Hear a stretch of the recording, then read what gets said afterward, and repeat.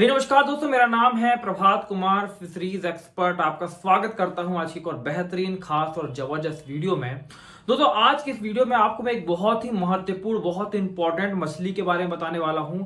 यदि आप में से कोई भी इंडियन मेजर कार्प जैसे कि rohu, catla, mrigal, grass carp, common carp, silver carp, इन मछलियों को कंबाइंड रूप से अलग अलग 3-4 मछलियों को मिलाकर पालन कर रहा है, तो आपको इस मछली के बारे में भी जानना बेहद जरूरी है। नमस्कार दोस्तों, आज मैं बात करने वाला हूं जयंती रोहू मछली के बारे में।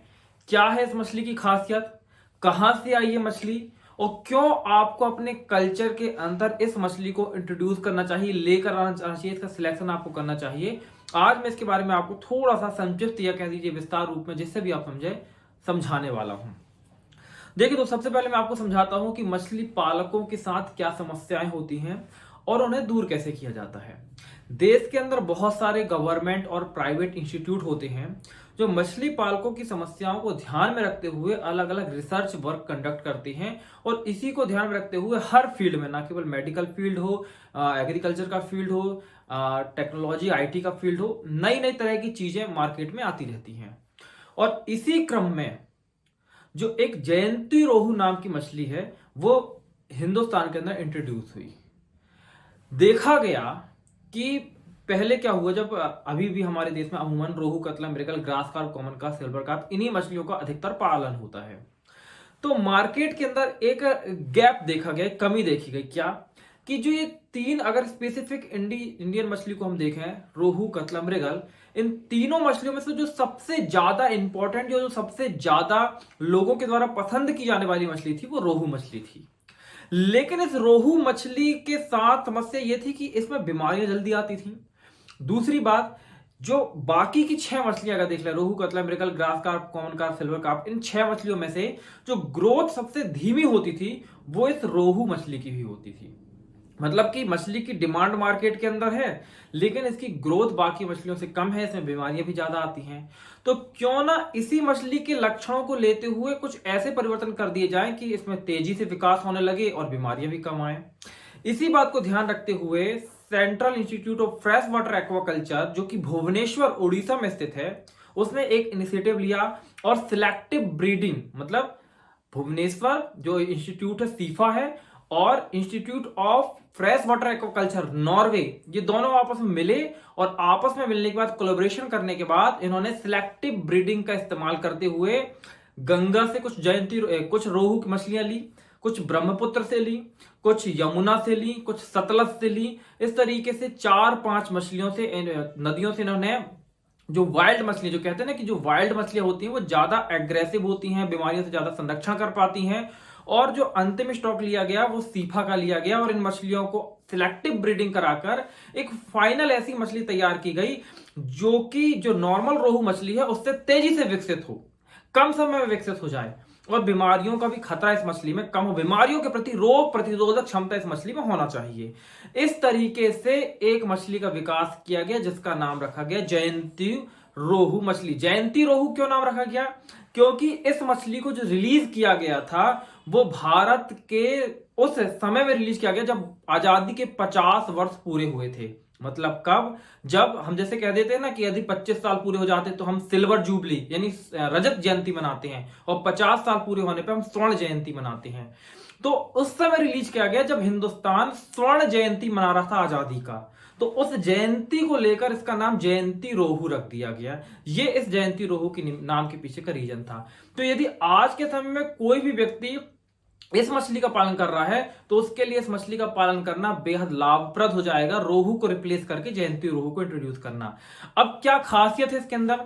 सबसे पहली, जो सीफा भी दावा करता है और वो फार्मर भी दावा करते हैं जो जयंती रोहू को यूज कर रहा है अपने कल्चर में, जिन्हें ऐड किया है। सबसे पहले इसके अंदर क्या खासियत है कि रोहू जैसे मछली है, बड़े होने में लगभग 12 माह का, 13 माह का, 14 माह का समय ले लेती है। ये मछली उतनी ही ग्रोथ लगभग 8 से 9 महीने में ले लेती है। यानी कि इसका जो पीरियड है, ग्रोइंग पीरियड 20% फास्टर हम मान सकते हैं। 20% कम समय ले रही है, 20% तेजी से ग्रो कर जाती है। दूसरी चीज, स्टॉकिंग डेंसिटी 15 से 20% एक्स्ट्रा है। यदि 1 एकड़ में मैक्सिमम केवल अगर रोहू मछली का स्टॉकिंग किया जाए तो मेरा रिकमेंडेशन 5000 मछलियों का होता है। लेकिन वहीं पे अगर कोई जयंती रोहू ब्रीड ले आए तो उसके लिए हम 7,000 तक मछलियों को स्टॉक करा देते हैं, यानी 15 से 20% एक्स्ट्रा स्टॉकिंग की जा सकती है इस मछली की। इसके अलावा और क्या होता है, इस मछलियों में बीमारियों का, जैसे ठंड के समय में क्या होता है, मछलियों में बीमारियां तेजी से आती हैं, तो इस मछली में ठंड के समय भी थोड़ा सा रेजिस्टेंट ठीक ठाक बना रहता है और इसकी ग्रोथ कम नहीं होती है। और एक्चुअली में क्या है, इसको रिलीज तो 1997 1998 में कर दिया गया था, इसको डेवलप 1992 1992 में कर लिया गया था, लेकिन समय के साथ साथ ऐसा नहीं है कि इस मछली के डेवलपमेंट पे काम नहीं किया जा रहा है, लगातार इसको जेनेटिकली डेवलप करने की कोशिश की जा रही है। और पिछले कम से कम अगर मैं बात करूं 5 सालों में, तो ये मछली एक बहुत ही बेहतरीन फॉर्म में निकलकर जहां पे सामने आई है और ये बहुत तेजी से जो ट्रेडिशनल, जो परंपरागत रोहू का कल्चर हो रहा है उसे रिप्लेस कर रही है। आज के समय पे पूरे इंडिया में लगभग 20% जो रोहू है वो जयंती रोहू का ही कल्चर हो रहा है।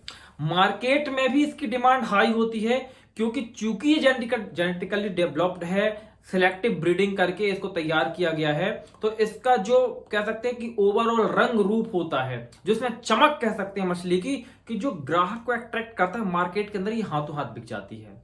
यदि प्राइस की बात करें, प्राइस में एवरेज प्राइस की बात कर रहा हूं जयंती रोहू मछली की, ये मत समझ लीजिए कि इसका फाइनल प्राइस है, एवरेज प्राइस की बात मैं कर रहा हूं।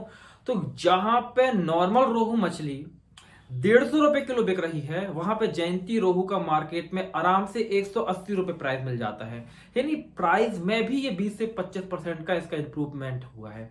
तो कुल मिलाकर ये कहा जा सकता है कि वैज्ञानिकों ने, खासकर हमारे सीफा के वैज्ञानिक और जो हमारे नॉर्वे के कोलैबोरेशन के द्वारा जो कंप्लीट डेवलप किया गया, साइंस में मिलकर वैज्ञानिकों ने बनाया, उन्होंने जो नॉर्मल रोहू मछली की उसकी कमियों को दूर करके मार्केट के लिए एक ऐसा प्रोडक्ट तैयार कर दिया जो नॉर्मल रोहू मछली से 20 से 25% ज्यादा एडवांस है। और अभी क्या है, इसका सीड बहुत ही कम अवेलेबल हो पाता है। यदि आप सीफा से बात करते हैं भुवनेश्वर, तो वहां से तो इसका सीड मिल जाता है, लेकिन यूजली हर इंडिया के हर कोने में इसका सीड अभी तक अवेलेबल नहीं हो पाया है। तो ये कारण है कि अभी भी देश में लगभग 80% रोहू, टोटल जितना भी रोहू कल्चर हो रहा है उसमें से जो 80% है वो पुरानी ट्रेडिशनल जो रोहू है उसी का कल्चर हो रहा है। जयंती रोहू रिप्लेस नहीं कर पा रही पूरी तरीके से, लेकिन जिस दिन इसका सीड पूरे देश में समानता से सरलता से और समान रूप से मिलने लगेगा, उस दिन नॉर्मल जो रोहू है वो रिप्लेस हो जाएगी जयंती रोहू के साथ में। तो यहां पे कई लोगों का ये सवाल होता है कि जयंती रोहू का कल्चर उनको करना चाहिए या नहीं करना चाहिए। तो मेरा रिकमेंडेशन है कि रोहू और जयंती रोहू दो ऑप्शन आपके पास हैं और दोनों के सीड आपको उपलब्ध हो रहे हैं, तो आप जयंती रोहू की तरफ जाइए। लेकिन एक चीज का विशेष ध्यान रखिए कि आप अपनी लोकल मार्केट में, जहां पे एट द एंड आप प्रोडक्ट को बेचने वाले हैं, वहां का जरा सा मार्केट सर्वे कर लीजिएगा, क्योंकि जरूरी नहीं कि कंज्यूमर भी इतना होशियार हो जितने कि हमारे साइंटिस्ट हैं।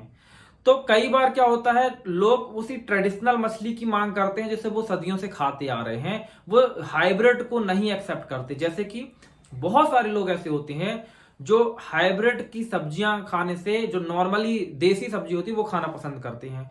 तो एक बार लोकल मार्केट को आप जाके सर्वे कर लीजिएगा कि क्या वहां पे इस मछली को आप बेच पाएंगे।